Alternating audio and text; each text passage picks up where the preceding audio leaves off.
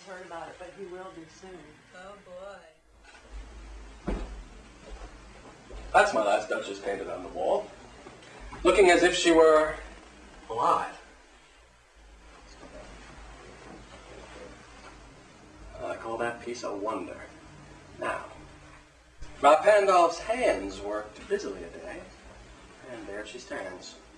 Will please you sit and look at her.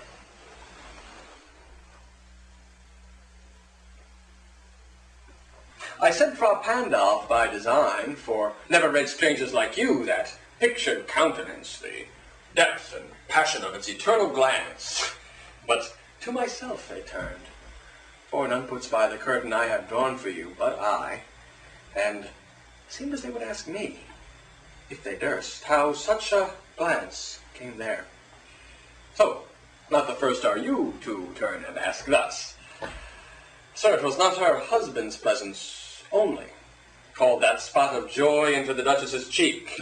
Perhaps Frau Pandolf chanced to say, her mantle laps over my lady's wrist too much, or paint must never hope to reproduce the faint half-flush that dies along her throat.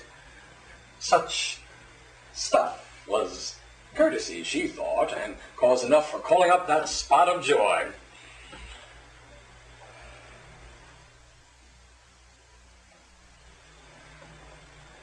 She had a heart, how shall I say, too soon made glad, too easily impressed. She liked whate'er she looked on, and her looks went everywhere. Sir, it was all one. My favor at her breast, the dropping of the daylight in the west, the bowl of cherries some officious fool broke in the orchard for her, the white mule she rode with round the terrace. All and each would draw from her alike the approving speech of blush, at least.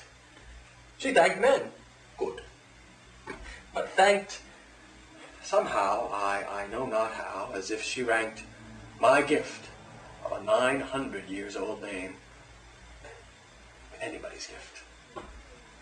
Stoop to blame such trifling.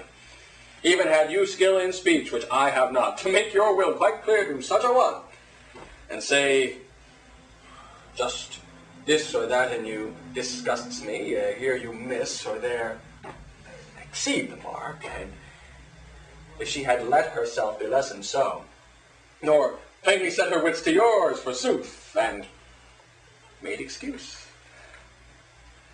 e'en then would be some stooping. And I choose never to stoop. She smiled, no doubt, whene'er I passed, but who passed without much the same smile? This groom. I gave commands. Then all smiles stopped. Together. There she stands, as if alive. Will please you rise?